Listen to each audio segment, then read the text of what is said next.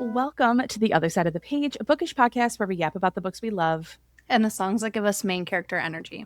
We're here to sift through the chaos that is our TBR. And to let you know why a book might just be your next favorite read. I'm Britt, dramatic plot twist lover and champion for MMCs needing to be more pathetic and down bad. And I'm Hannah, reader of at least 5 books at once and a detailed fantasy map enthusiast. Every Wednesday, press play on a brand new bookish episode. Stay up to date with the books we'll be covering by following us on social media at Other Side of the Page Pod over on TikTok, Instagram, and Threads. Yes, and don't forget to follow, rate, and review the podcast a shining 5 stars on your preferred platform because it helps us so much with visibility. And this week, we have a special Manuscript episode where we are welcoming the USA Today bestselling author Sheila Masterson and have a fun bonus short with the owner of the Wandering Fable mobile bookstore. Yes, so first things first, we want to welcome author Sheila Masterson. Do you want to take a second to introduce yourself? Thank you so much for being here with us. Yeah, sure. I love that intro. And also I love the notes that you put in terms of like how to introduce yourself. So my name is Sheila Masterson. I'm from Philadelphia. I am a Leo sun, Libra moon, Sagittarius rising. And very interestingly, because my friend Sylvie, who is an astrologer and a fellow romantic girly, has talked about Venus signs for romance authors. My Venus is in Cancer, just FYI, for anybody who likes my books. I definitely think that suits.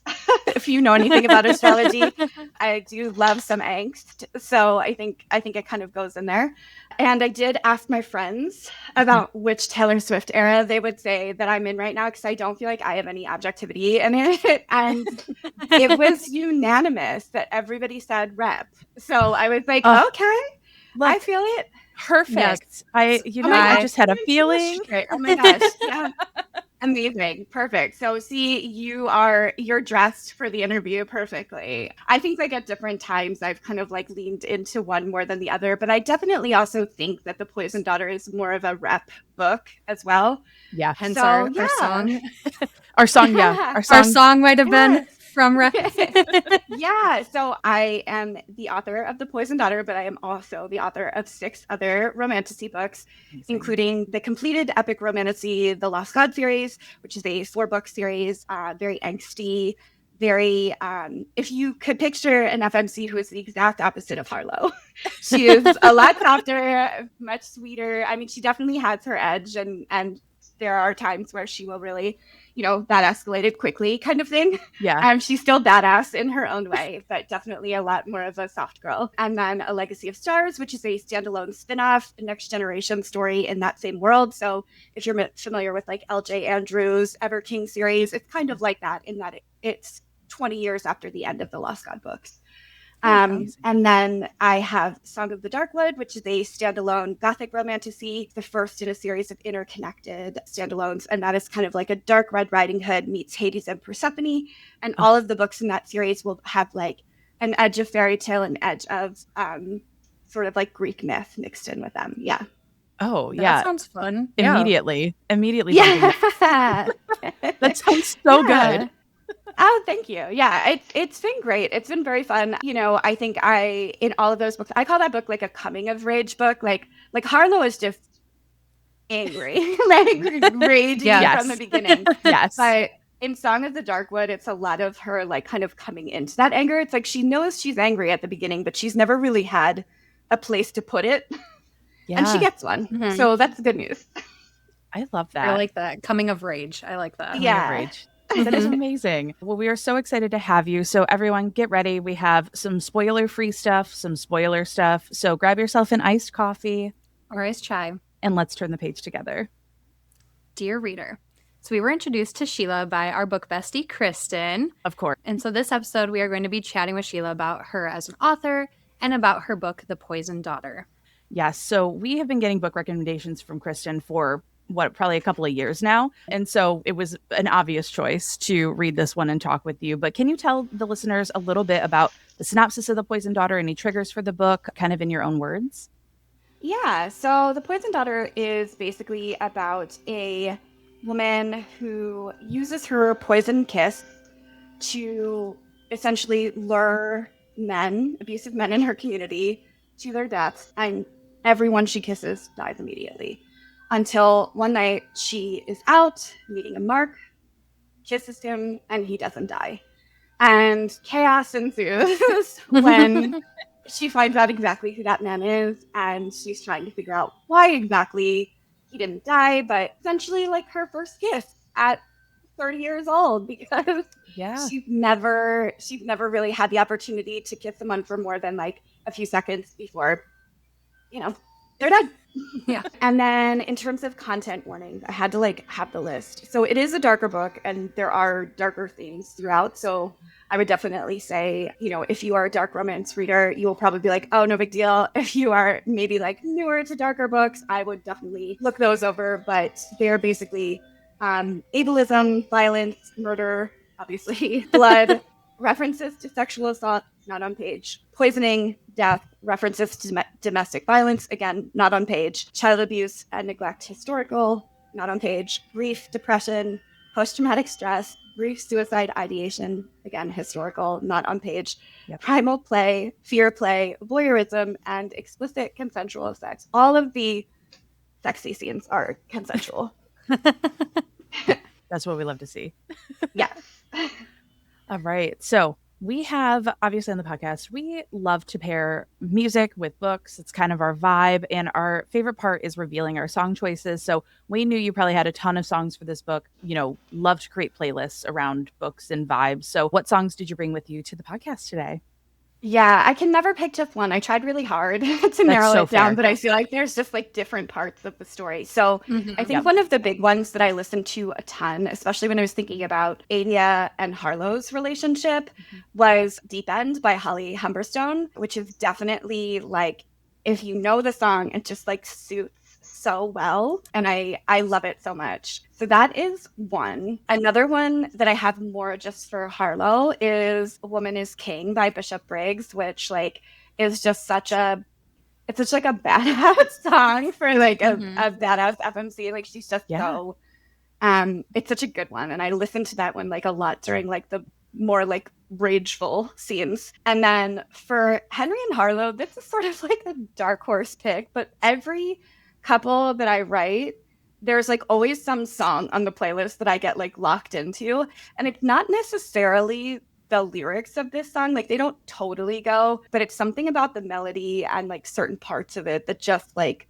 I listen to it so much during the romantic scenes. So it's Moon Song by Phoebe Bridgers, which is just, it's such a pretty song, but it is like pretty soft for the two of them. But I also think that like underneath, I think like that's the thing about like whenever you're writing about rages, it's always like protecting something, and I think it's sort of that softer piece. I love that. We often pick songs based off of vibes. Sometimes we're like, hey, we know the lyrics don't totally fit, but I'm telling you in my head this song goes with what I'm doing, so fully appreciate that. 100%. Yeah, exactly. So you get it. Yes. I think the last time I picked a Phoebe Bridgers song, I said the same thing. I was like, it's the vibe of the song for this. Yeah, and there's this one line that's like, you pushed me in and now my feet can't touch the bottom of you. And I think about that all the time. Like, it's just like this sort of like accidental thing. Yeah. Oh, I love that. So for our song, we ended up picking the same one. We were like going through options, and we were both like, yes, this one. And so I'm so glad you said it was like Reputation era, because you've done this before and we will do it again. It's so good. It's perfect. Yeah, but we picked Dancing with Our Hands Tied by Taylor Swift. I love it. And it was so funny because it's not one that I really like thought about, but then when I was like, oh yeah, I can see it. I can see that one. Yeah. Yeah. It's definitely more of the romancy part of it, but sometimes like once I get, like you said, once I get an idea in my head and I'm like, no, I kind of like it. I'm here for it. All right. But now we are heading into our pages turned and bridges burned section, everyone. This is the spoiler-free section for The Poisoned Daughter. So we're going to be talking about some high-level overview stuff, more about her writing. So if you have not read The Poisoned Daughter yet, that's totally fine. We will alert you when spoilers are coming. And at that point, you can pause, go read it, and then come back once you have. So I love first, let's talk about the big news that was revealed at the beginning of the news. month. Congratulations. Yeah. Congratulations. Yes. Thank you. Yeah, I'm very excited. The Poisoned Daughter is going to be republished August 18th, 2026. So a very quick turnaround by Slow Burn, which is an imprint of Zando. And I'm super excited. And then in the UK, Australia, New Zealand by Wayward, TXF, and around the world over the So next like year and a half. Yeah, translations. I think right now we're at 20 territories and 19 translations now, I think. Yeah, because there's some that were not in the initial announcement that have like happened since. So yeah. Yeah, Sheila, this is genuinely incredible. I saw that Publishers Marketplace deal and I said, oh my God, this is like what a life-changing dream moment for you. So how is it like, how are you feeling? Because I know you have a backlist of books, so this is not the first book you've written. So how are you feeling? How did this all come about? What are we sitting with right now? Yeah, I mean, it's very funny because I think a lot of people have been like, oh, how did you do it, and I think everybody's always looking for like a magic bullet, and I'm like, I hate to tell you that I think that I did it by writing 6 other books first. Yes. And just being like too stubborn to be denied. Like I was like, I think I did initially start querying, which I know, Britt, you and I were talking about right before we started. I did initially start querying Song of the Darkwood right before I published the Lost God series. I like self-published the Lost God series. I knew the Lost God series was going to be like a very tough sell to like traditionally publish. It's not as high concept. It's a little, and sorry, by high concept, I mean something that's easy to say in like a sentence, basically. So the Poison Daughter is very high concept. You can say this female vigilante with a poison kiss who lures abusive men to their death, goes out one night, kisses a guy, he doesn't die.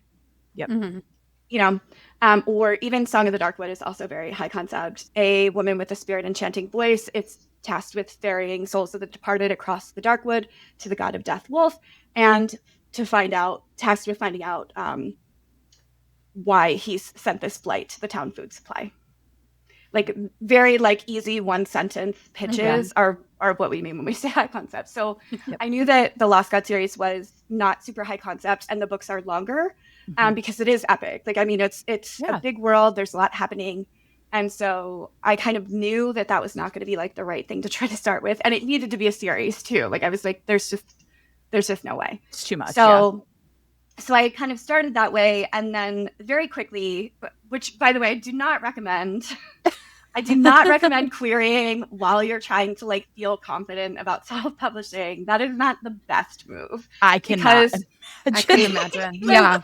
Hearing no like 50 times in a row will really do a number on your self-esteem. Even the most like confident person, which I think like I had a very good attitude going into querying, which is like you really have to try to not take it personally because there's so many different reasons why you might not be the right fit. Either there were so many times where it was like someone who really liked the book and really liked the writing, but they had something too similar, and I was like, damn it. Like hearing that more than once is just like the most brutal thing. But like you have to try to not take it personally and to not make it like about the quality of your book or your talent or like how good your writing is or any of that stuff. And that's hard to do. Like it's hard to do when it happens 50 times in a row and you're like, oh my God. So I definitely think like it's been a journey to get to this point. I did have a feeling about this book when I was writing it. Like I don't know how to explain it. I just had a feeling about it. And I think that a lot of it was I have an amazing street team. I've been really, really good at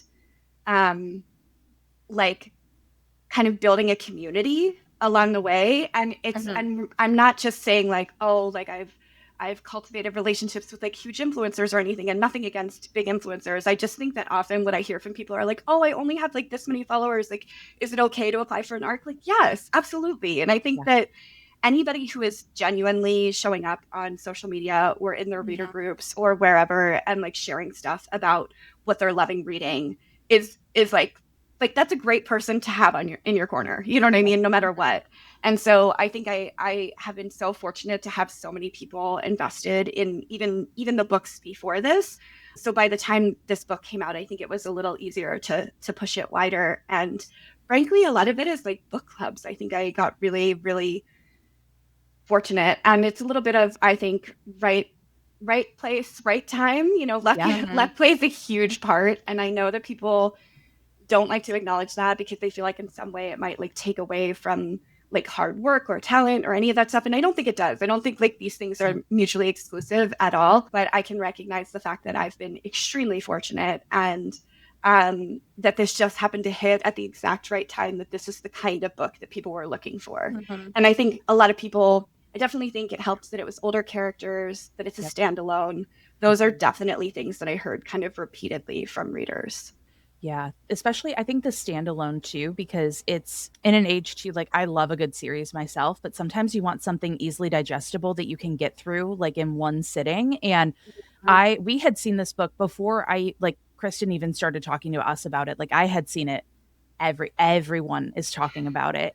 That's an incredible thing to have, and cultivating that community is amazing. But I'm so excited to see this book on shelves in stores everywhere. Like that's got to be just the coolest I thing. know. And I think like no matter what world you come from, whether you start trad or indie, I think the dream for every writer is to be able to like walk into a bookstore and like see your book on the shelf. Like, you know, I've had that like a couple times with smaller stores, and definitely more with this book than ever before, which was like crazy. Less me walking into the store, but more other people seeing my book. And I very rarely have seen my book in store, like very rarely. I think like 3 times or something. And most of the time it's like when I've been going for an event. So like, of course they have the book, but in the wild, you know, but so many friends had texted me and been like, oh my God, I saw your book at this place. Or the Spicy Librarian in the UK opened up in London.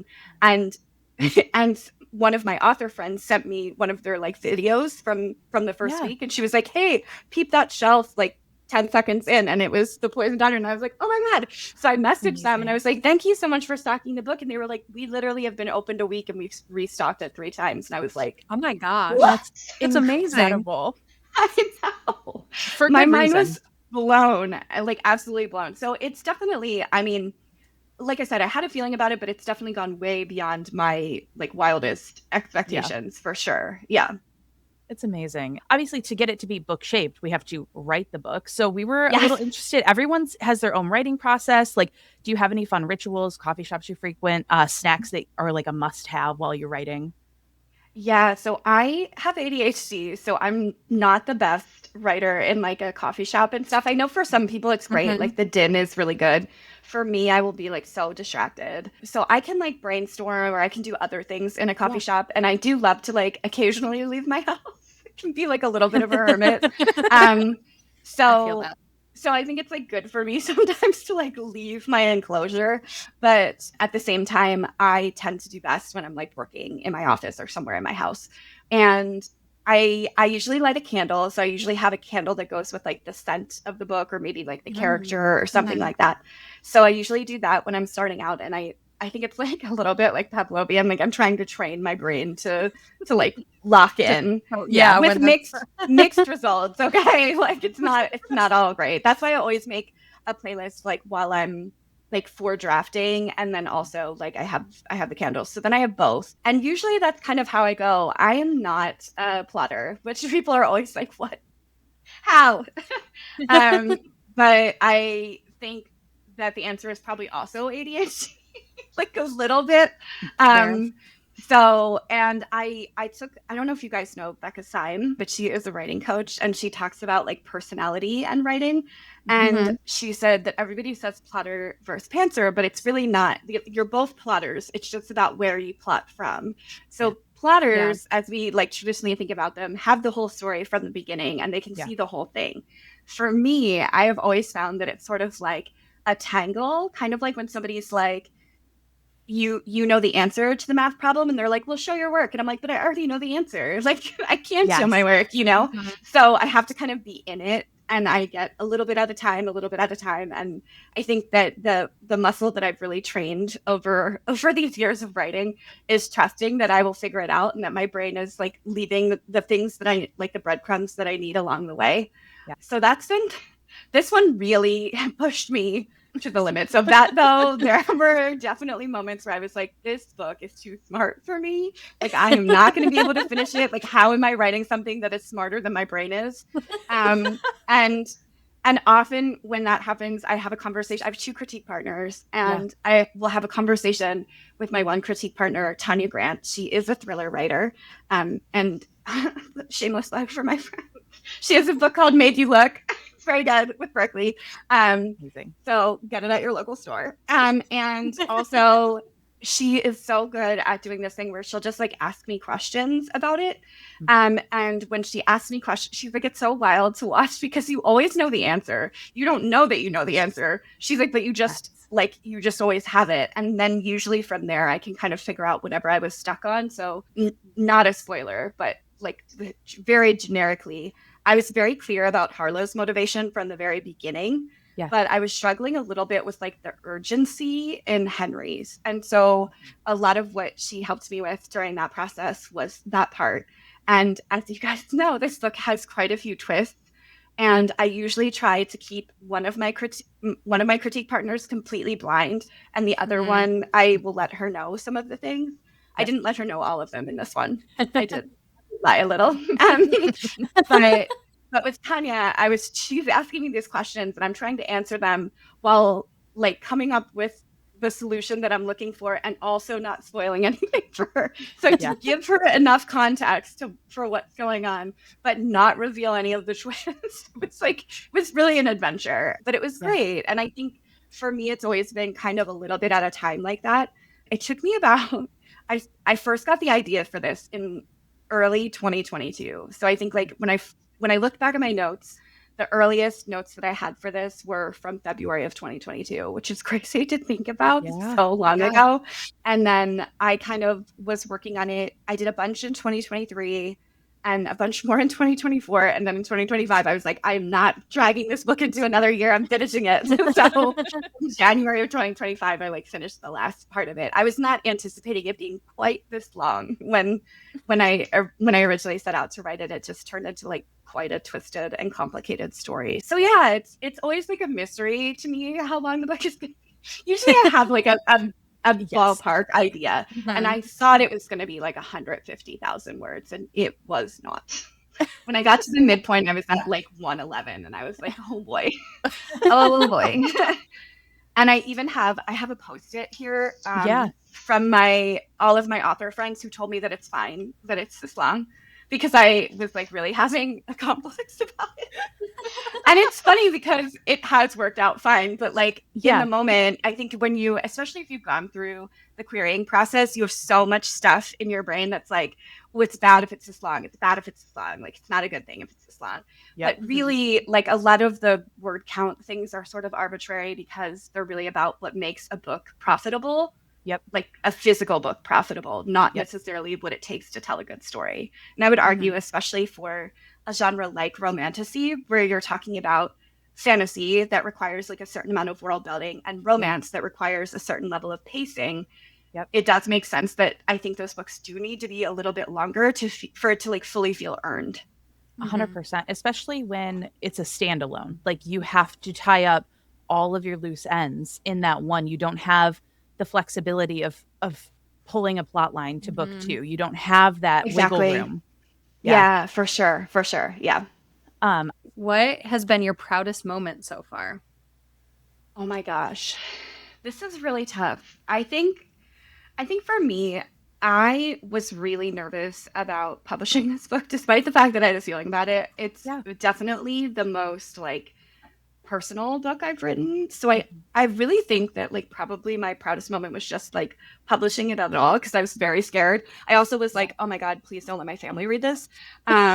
Which all of my books are spicy, but I was like literally like, please, you guys could like skip this one. I appreciate your support so much. Please don't read it. I literally made a video on social. You can go find asking my family not to read it so that I can make eye contact with them again. But no, in all seriousness, I think like a huge part of it was just like having the guts to do it in the first place, because it is like so personal, and a lot of it like we didn't even talk about this earlier, but like a lot of it is really informed by my own chronic pain journey and complex PTSD, and so like it feels closer than I think some of my other books, even though I've like always explored some like kind of complex topics and mental health stuff. Like this was definitely like the most like raw exploration. So I think from that perspective, and then also probably making USA Today only because I was so shocked when it happened.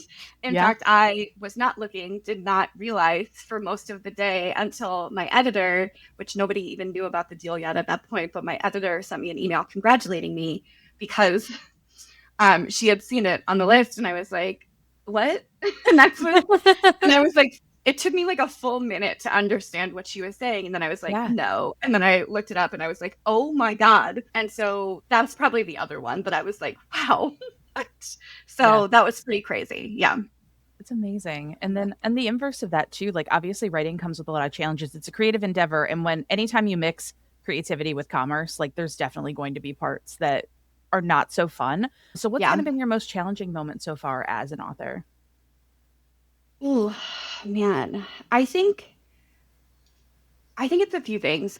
Definitely in this transition from indie to trad, I am super, or like I'm a project manager. That was like what my day job was forever. So I'm always like so far ahead on like everything, and I'm very used to having full creative control and like driving the machine. And with trad, it's so different because there is a whole team, which is great, but it's also there's a lot of like conversations that are happening, and then they like bring stuff to you, and I like am a person who would like to be in on the conversations. Yeah. But for a lot of very good reasons, they probably like don't really do that in general with authors, which is fair, and I can understand why. Because we're crazy. Lovingly, we are crazy. So I think that part is really hard, and it's not like that is nothing to disparage my publisher at all. They're amazing. It's definitely a huge transition to kind of go from that piece. And so much of being an indie author is very community oriented. So you're like, I know my whole street team. I know like what's going on with them. I talk to them all the time. And you are sort of always thinking about your current readers first.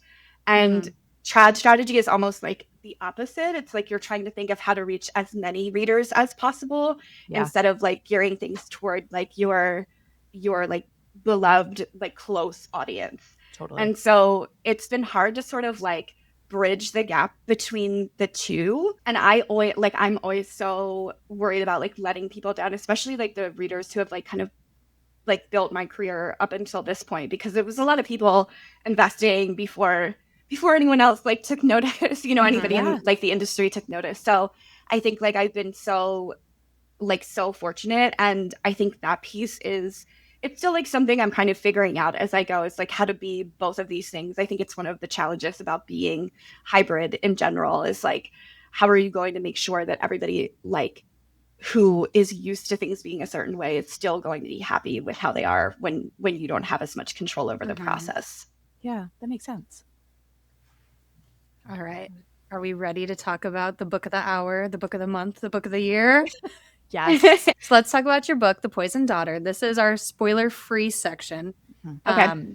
Because if you haven't read it and are here to check out Sheila and the book's vibes, we wanted you to feel welcome and to get the idea of everything.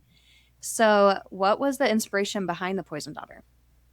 Yeah, so I thought a lot. I thought a lot about how culturally we sort of expect women to absorb a lot of bad behavior.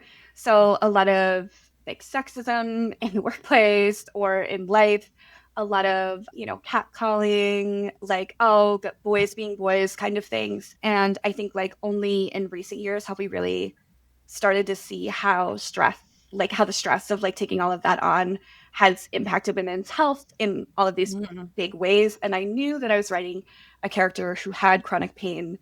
And I was thinking a lot about how kind of all of those things come together. And what if instead of just absorbing the poison, she also gave it back? And so I think that's sort of like where the initial idea was born from. I'd always like loved the idea of someone who had a poison kiss. I think anytime that you have to limit intimacy is like, it creates like this interesting tension in romantic relationships. And I love the idea of a character who was who was experienced, sexually, but not with like intimacy. So like it's like she's done all these other things, but then like kissing is like this like almost like forbidden thing, and that makes it sort of like novel in a lot of ways for her. So I really loved that idea because I think it's like very fun, especially with a more mature character too.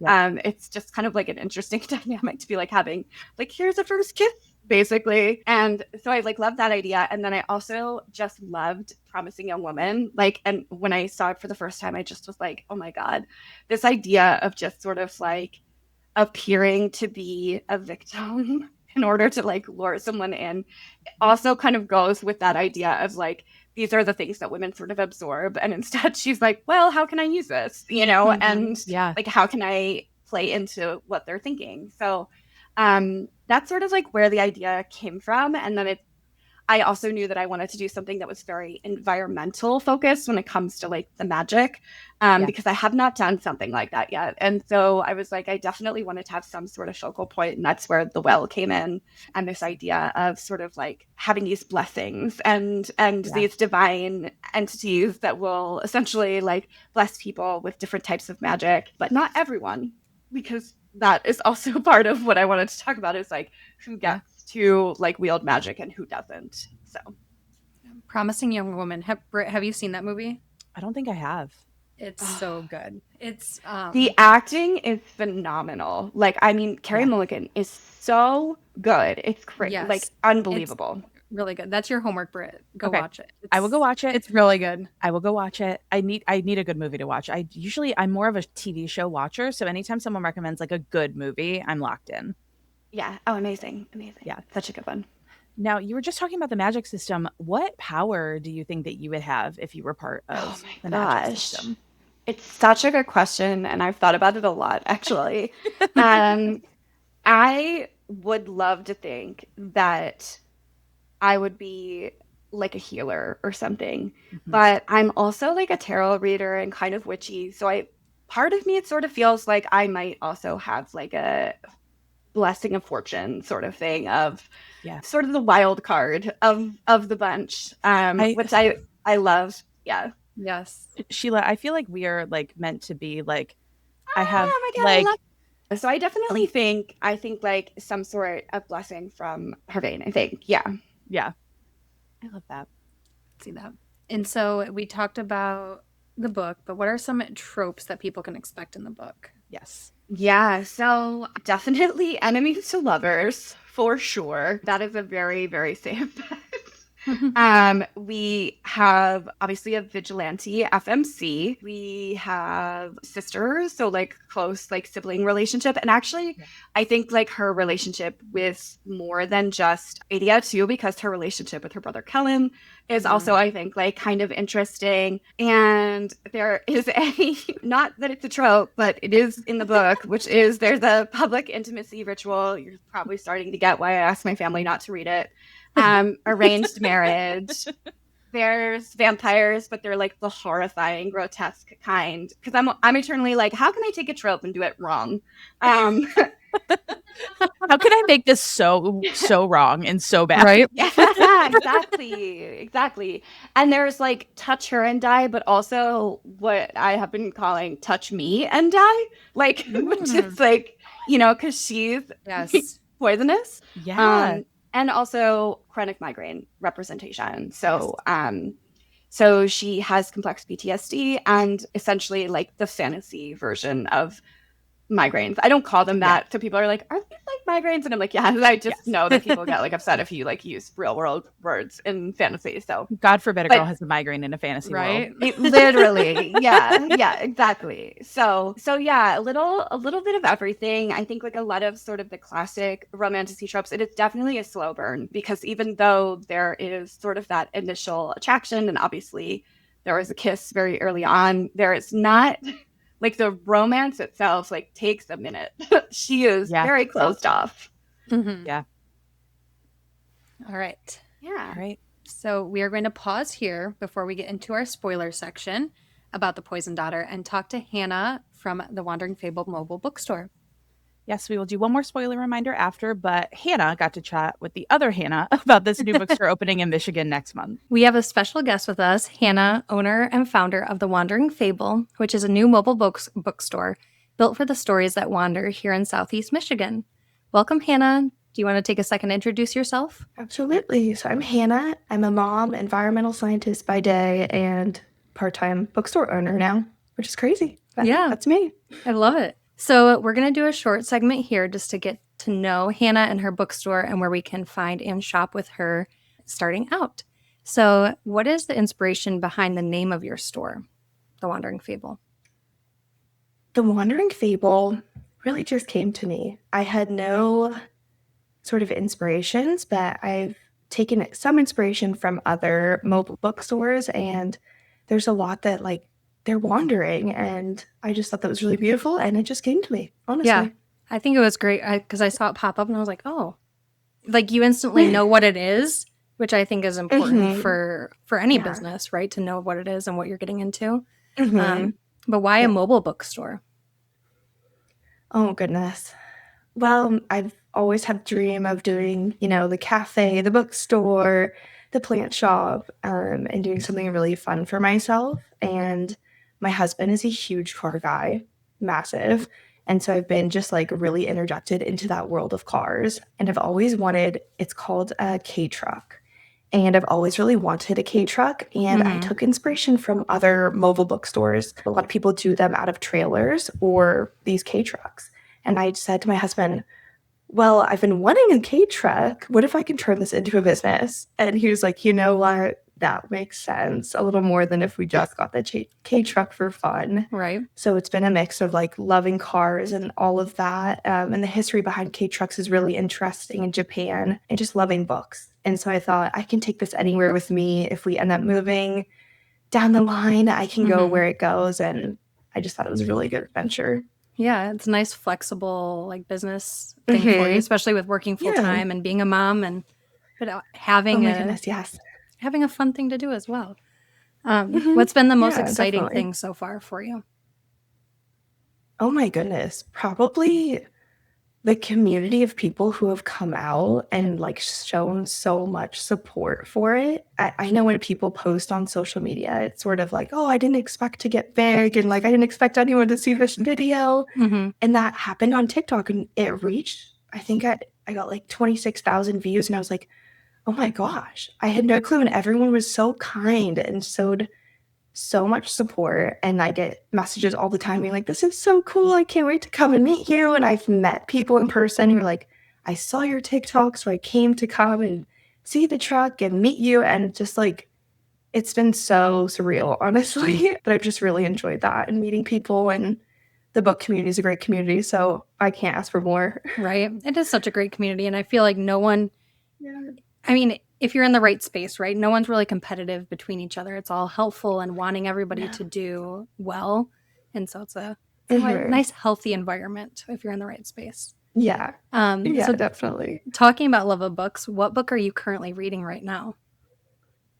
I am currently reading Golden Sun by Pierce Brown, book 2 in the Red Rising series. I'm working full time. I don't have most time to read, but when I can get like a little hour to myself, that's what I'm currently reading, and it's been really interesting and really fun. I've heard great things about that series, so incredible. I'm not ready to jump in yet. Not ready to commit, but I've heard it's good. Totally understandable. And then what's your favorite book? If somebody asks you. All-time favorite book is One Dark Window by Rachel Gillig. So amazing. I am a huge Rachel Gillig fan. All of her books. I have tattoos from the books. I have personalized Rebound of each book. And I love everything Rachel Gillig. Yes. So go I know. So do Britt and I. And we can't wait for the next, The Knave and the Moon. Is that what the next one is? Yes. We loved The Night and the Moth. Oh, me too. I just felt so entranced, honestly, when reading it. And I'm really lucky to, again, with like the book talk community, I met another bookish boutique owner, and she's going to BookCon and she took my personal copies with Oh her my to get gosh. signed by Rachel Gillis. That's going to be so And I'm awesome. I'm so blessed to have like such a good friend now in the book talk community, and it's my favorite series of all time. Yeah, it's a good one. We covered it on the podcast and we loved it. At Mhm. first I was like, I don't know, like Yeah. the magic system is a little different. And Britt's like, just stick with it, Mhm. stick with it. And then at the end of that first book, I'm like, oh my gosh. So great duology. So if you're Oh, listening and you have I not cannot read wait. that series, Hannah recommends it. Britt and I recommend it. Like, go read it. Not sure if that's the book that you'd recommend, but is there one book that you'd recommend to anyone that's kind of a good blanket recommendation? I would probably recommend those. I do also really love Practical Magic by Alice Hoffman. It's just one of those classics, and I feel really comforted in her writing as well. So that's another one I would recommend. I feel like both of those books too fit with the Wandering Fable. Like it's you. I It love fits magic. you. But where can people find you? So what do we get to look forward to? So we're popping up all over Metro Detroit right now. Our next official order of business is going to be Book Bedazzling in Milford at Work and Wonder. That is April 23rd is a ticketed event, but otherwise April 26th will be in Armada, Michigan for the vintage market. That's super exciting and I can't wait. We're just going to be popping up everywhere, honestly. And then May 3rd is your big grand opening, right? Yes, we'll be at the Hatchery Co. in Waterford for our grand opening. Very exciting. Yeah. And what's the best way for somebody to contact you if they would like your bookstore to be at their event or their business? On our website, thewanderingfable.com, I do have an event request that people are welcome to message me via, Instagram messages, TikTok even. I try to reach everyone if I can and get back to them, but really, however is most comfortable for you, I will work with you. Awesome. And we'll have you mention it later too, and we'll tag it. But what are your social media handles so people can find you? Yeah. So TikTok and Instagram are _wandering_fable. And then we're on Facebook, The Wandering Fable. And like I said, our website is thewanderingfable.com. Awesome. Anything else you'd like to add about what's to come or about your bookstore? Not really. We just have so much in store. I will say our grand opening is May 3rd at the Hatchery Co. And we are going to be going there quite often. They've been really gracious about giving us a home there as needed. So if you're in Waterford, come out. It'll typically be on Sundays, but we'll be there often. Awesome. But thank you so much for turning the pages with us this week. And a huge thank you to Hannah, owner of The Wandering Fable, for joining us here. And let's remind everyone once again the best way to stay connected with you and your adventures. Yeah. So I'll see you on TikTok or Instagram at _wandering_fable. Awesome. From one Hannah to another. Thank you so much. Okay, we are back and ready to chat about the book. And this section will have spoilers. So if you have not read this book, which is okay, you have time. It's going to be out there. It's getting republished. Or if you're an audiobook girly, that is coming as well. I'm super excited about it. I can't wait. We love a good audiobook. And so in the meantime, you can follow Sheila online to stay up to date with the book news, pre-order the book with the beautiful new cover. And then Sheila, before we jump to spoilers, go ahead and drop your socials for the listeners who are going to be pausing here so they know where to find you. Yeah, so you can find me at Sheila Reads and Writes on Instagram. And I always tell people the best place to stay as up to date on as possible on book news and where I reveal everything first is on my newsletter list, which is on my website at SheilaMasterson.com. And if you found me on TikTok, I am not on TikTok because I'm 40, and I respect everybody who is on TikTok and regularly get stuff from friends who are like, your book is everywhere, but I am not on there. So you're not missing me. I'm not hiding. I'm just not on there because, again, ADHD, and I just do not need another social. That is so fair. Yeah. And we will have everything linked in the description for you guys. So you can go follow Sheila, make sure you're staying up to date. And like we said, this is our short spoiler section, fangirl moments about the book. Pause it now. Go pre-order. We'll get when the hardcover comes out, we'll have everything linked. But I think we warned them enough, right? I hope so. Perfect. What was your favorite scene to write? Honestly, I think my favorite scene to write was probably the garden scene.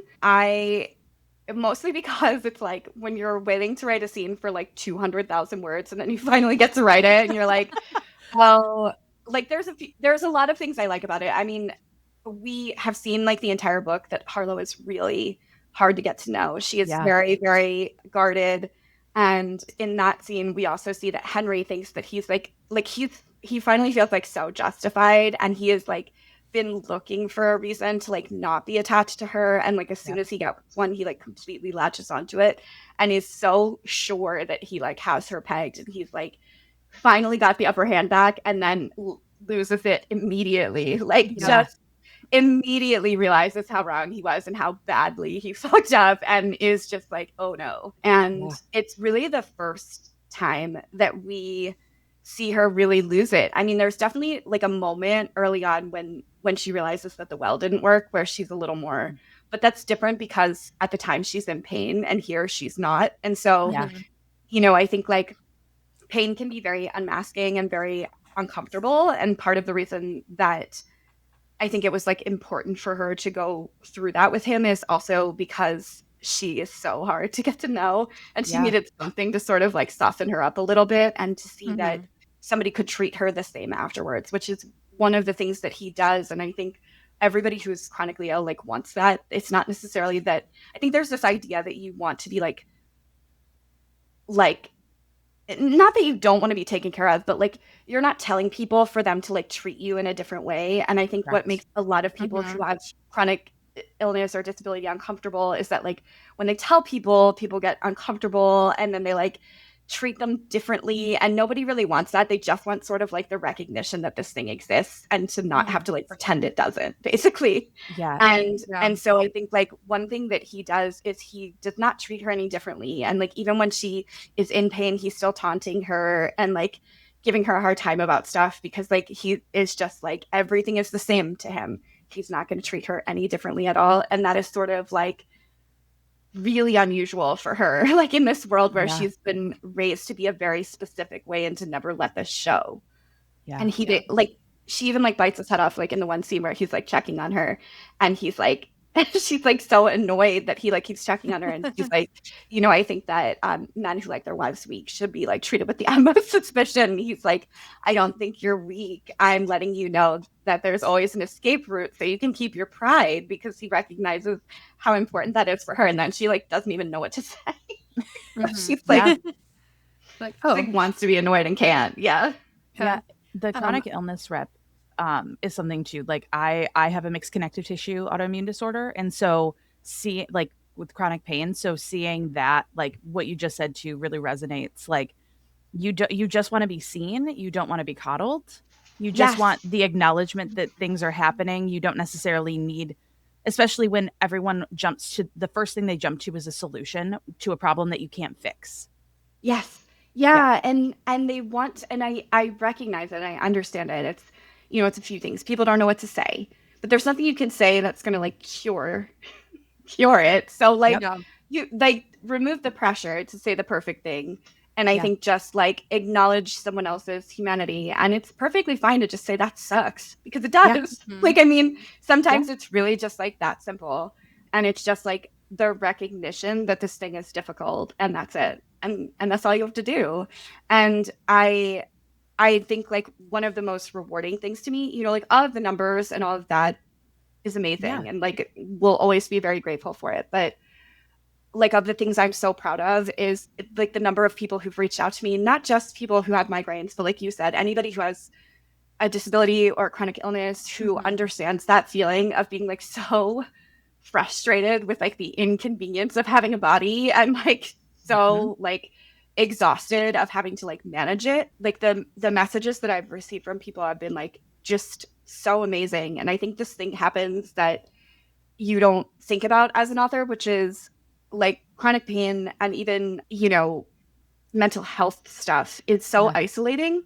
And when you have this opportunity to have a conversation where you're talking about how this feels, and other people are saying, oh my God, I felt the same way. It's like literally like you were inside my head. To me, I'm like, that is like one of the coolest things, because it's also sort of validating for you as the person who is writing that experience, that like you are not alone in it either. And so I think it's like, that's been one of the coolest things for me. I know I just like took a big tangent there from the favorite scene part. But no, this is important. Yeah.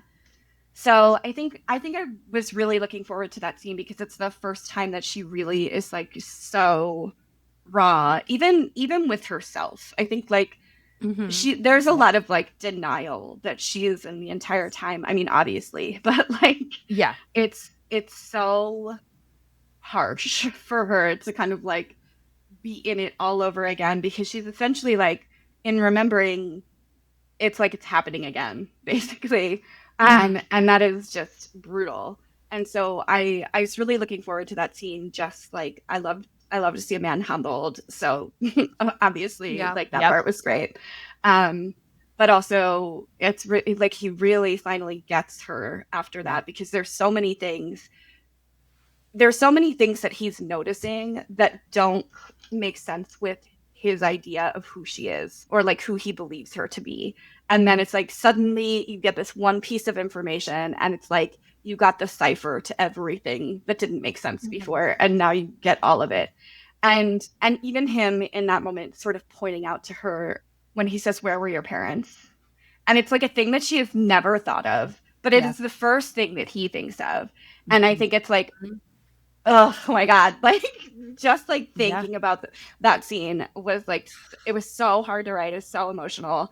And then like when she just like loses it in the study, like that part too. I just like love that whole sequence.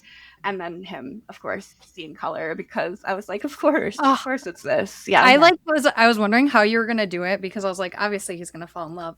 But I was wondering like if it was gonna be like if we were gonna know the moment that like he fell in love, or if you would have just started like describing her differently from his point of view. But I loved the reveal on that. And chapter 57, 57. So that garden scene, I read it in public. I'm like reading it and I'm like at work, like I work in a library, so like it's quiet and I'm like trying not to like bawl when I find out what happened to her sister and like what she's going through. I was like, oh my gosh. But I was like, I couldn't stop reading, even though I was like there. So I think I texted Kristen and I was like, OMG. Yeah, it was just so like the tension, like from the minute she steps into that garden, you're like, and obviously she knows something is wrong, but can't explain it. But then you're like, wait, why is something wrong? Like, why is something going to happen? And like, you're describing these like beautiful roses with the onset of like deep burning, aching dread. And you're like, what is happening? And then you get to it and you're like, oh my God. Cause like you wonder, like, is there something going on with Adia? Like what's going on? And then you get to that moment and you realize that everything she's been experiencing is like a product of her trauma and a product of like protecting herself from what happened. And like that chapter, because Hannah was like, when you get there, like you're gonna know and feel it. And so I'm glad that was also your favorite scene, like to pull from, because it was a jaw-dropping moment to read about. Yeah, it's like, because everybody's always like, did you know from the beginning? Like, was that something that you knew when you started writing the book? And I was like, oh yeah, like that was one of the first things that I knew. Yeah. Because I think like, I do, like there's this line in the book that is something like, grief is not an absence, it's a presence. And I think that, like, I think about that a lot because I think it's like when you lose someone, it does feel like they're going to just like walk around the corner, or they're going to be in the chair where they're always sitting, or they're like, I think there's sort of this thing where it feels so unbelievable that they would not be there, like in that moment. And so I sort of chose, I was kind of thinking about what this would look like for her, especially after healing, like physically healing.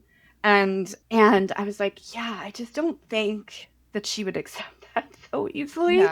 Yeah. So Sheila, if you can tell us a little bit more about why you picked those specific songs, because we're in the spoiler section. So if there's something, specific lines in yes. So I think like when it comes to Deep End, there's definitely this thing in the song where it's sort of like the one sister talking to the other sister, and she says something like, "Sister, I'm trying to hold back the lightning." And that's like, I think often like what she felt is sort of like, it is just so like fierce and like outwardly fighting all the time.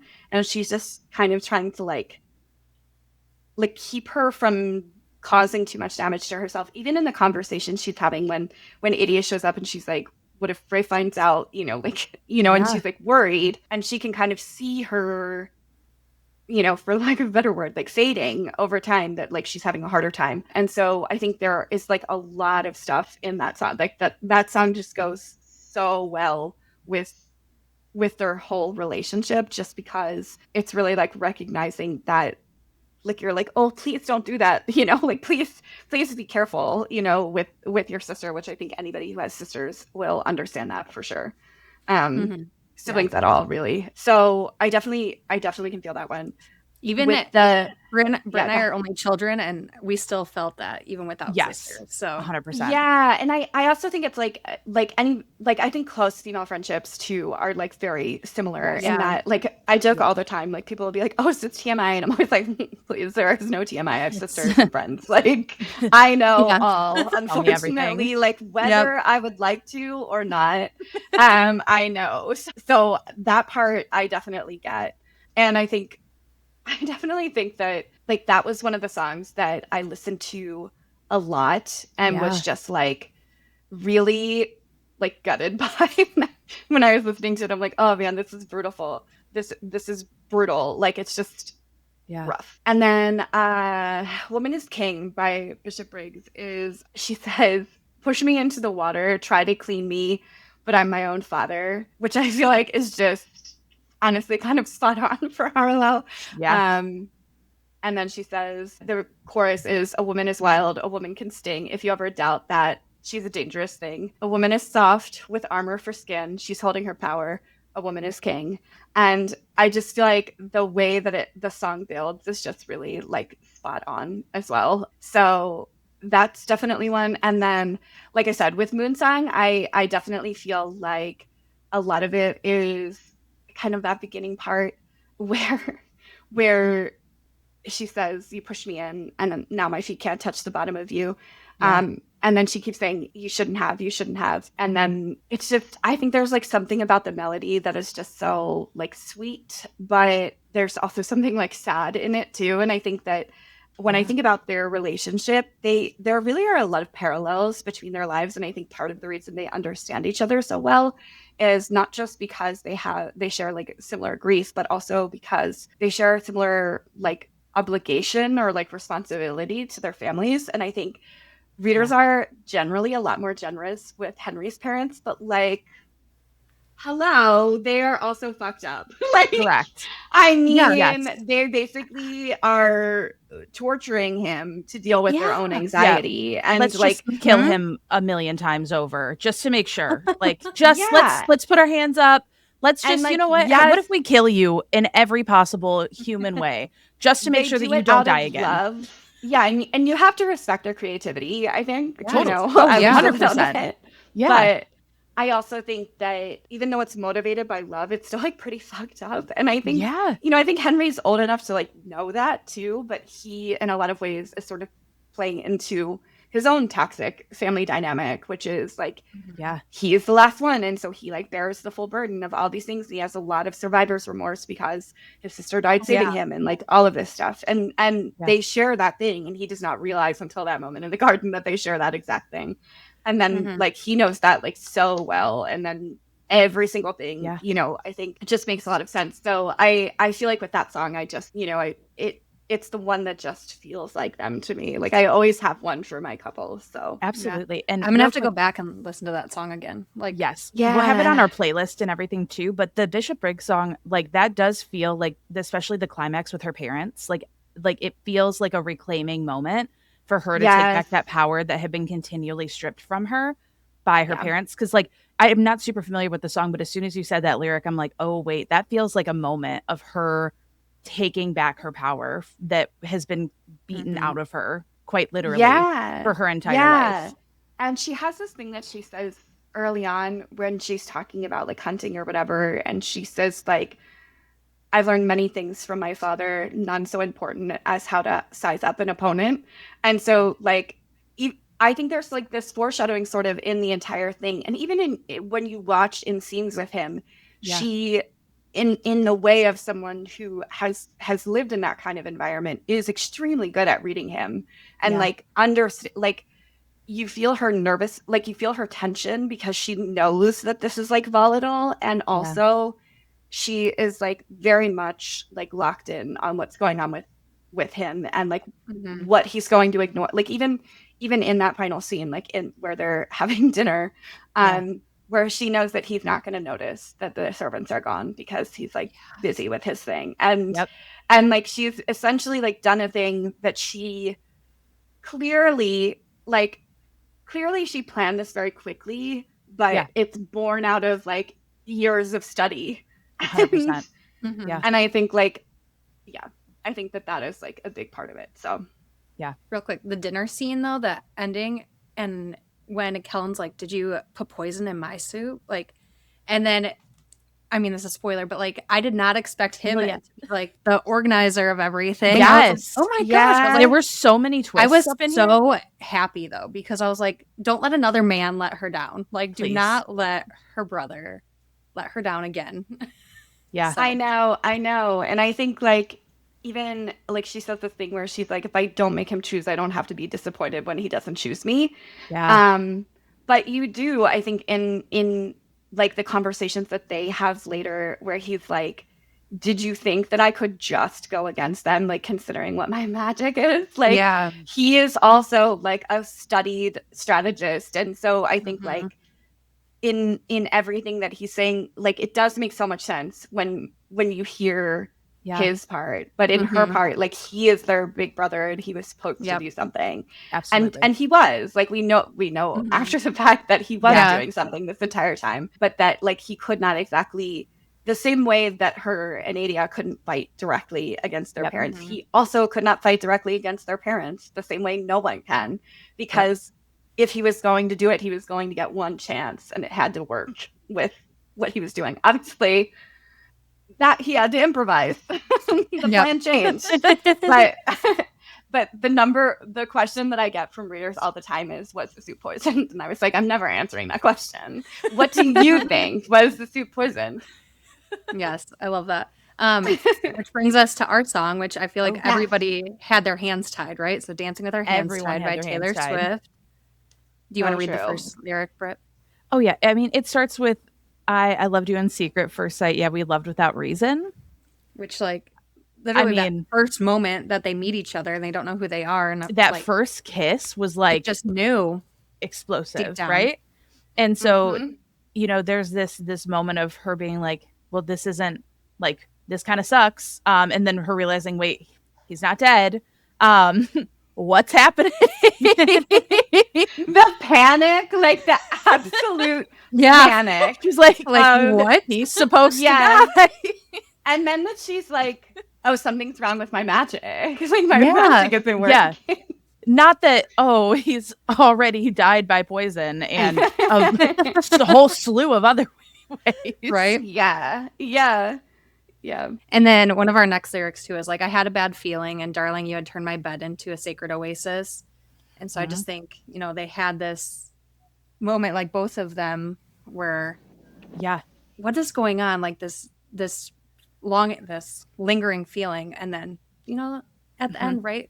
They are their sacred oasis with each other. They are. And there was the claiming too, like that claiming really solidified that, like the lyric too, I loved you in spite of deep fears that the world would divide us. So baby, can we dance through an avalanche? And like that claiming moment with the fangs, with the tree, like it's that moment of, oh shit, like something is here. I don't want it to be here. I'm going to fight against it. But it's undeniable in this moment. Yeah. And I think that's the thing too. And I think a lot of people like misunderstand that scene. And I'm like, if you don't understand the power dynamics involved there, like he very much is checking with her. Not to mention that I think what a lot of people forget, because we're in Harlow's head in the scene, is that he can feel what she's feeling. So he knows if she is in too much pain. Like he can feel that. So like he is not going to do anything that is like too far over, because he can also sense it too. 100%. But he also can sense that she likes it 'cause she's a freak. And like, I mean, the other thing is like, for him, he has kind of thought, of himself in a certain way since everything has happened. And she is very not afraid of him at all. Yes. Like, and maybe should be at times. I'm like, bro, Yeah. you are Maybe just like a poking a smidge. bear. You are literally poking a monster right now. And she's like, I mean, truly too, in the way like her request for the ritual and everything too was just like she was wholly unafraid. She's like, yeah, just get me through the shit. Like we gotta go. And then she's like, wait a second. Well, I think Hold that on. she was like, sure, like, you know, this is probably going to be a problem, like, you know, and he was like, please. Okay. Like, yeah. sit down. Sit down. Yeah. But also, like, I was like, but also, like, it's maybe like Henry's kink a little bit to be nagged. Like, I think he likes it. Oh, he Like, definitely likes it. Yeah. He loves the abuse. Like, I mean, he is just like, and she is funny. I mean, she is very funny. But like, also, girl, like, get some beer. And I think that's why he's also like so startled. Like, imagine you are expecting this like prissy, pretty city girl bimbo, and you get a serial killer who's not even a little afraid of you. And that's why, like, when they're having the conversation early on, and she's like, "You are hardly the scariest thing I've ever seen," and like it starts to make sense as you like get through the book. Totally. But he's like, you know, you have no idea, and she's like, "Well, let's pray you don't find out." You know, literally. Yeah. So I think like she's the exact right person. I think there's something to be said for somebody who can see the more like monstrous side of you. And my friend Divinity has this thing that is part of like the dedication of her book. And it's something to the effect of, I'm not going to say it as eloquently as she does, but it's something like, you deserve to be loved before you are whole. And I think there's sort of this idea in this book too. I was like, she says it so succinctly, but that was like sort of what I was going for. Is like their relationship is not like, this is not like a relationship to aspire to. And I think like that's what some people miss. I'm like, I'm not saying that this is an aspirational romantic relationship. Yes. Like, they are fucked up. Like, truly. It is a dark, like, this is a dark book. But also, like, he really does respect her. And he respects all of her boundaries, and he makes it safe for her to be like the most violent, angry version of herself in all these different ways. And he is not put off by it. He doesn't expect her to be different. He is like, honestly, like a little bit turned on by it, and like, and vice versa, you know. And I think like for her too, it's like seeing someone who is not at all put off by like her anger or her violence or any of those things that she's never really been allowed to be. And I think one thing that I've talked to friends about is how feminine rage is like so big in romantasy, but I think part of the reason is because women's anger in the real world is so policed and so like kept in this tiny little box and only in certain scenarios and only in a certain tone of voice and all of these different things. And in romantasy, I feel like the reason that it's so popular is, first of all, because women have a lot of reasons to be angry right now. So many. But also because the love interest is often like the first safe place to be angry. And I think she has never really had someone who can just like take it. Like her anger has been dangerous either to other people or to herself. And in this scenario, like you see very early on that like, if she was really afraid of him, she would probably not act the way that she does. But it's clear from like pretty early on that she feels fairly safe with him. And and that's sort of striking him as odd in the moment too, where he's like, she should be more cautious. Why is she not more cautious? Yes. And it's like, well, bro, she's seen some shit. So so I think like that is also a piece of it too. Yeah. So I'll end it with this lyric from our song, I'd kiss you as the lights went out, swaying as the room burned down. I'll hold you as the water rushes in, if I could dance with you again. And I feel like that's like mix of both of them kind of going back and forth, but really like once Henry like realizes it and like his vision shifts and he like sees the color and he's like, oh my gosh, okay, I would do it all again. Yeah. To like have this moment. So yeah, for sure. Love it. This was such a great chat about The Poisoned Daughter, everything coming up.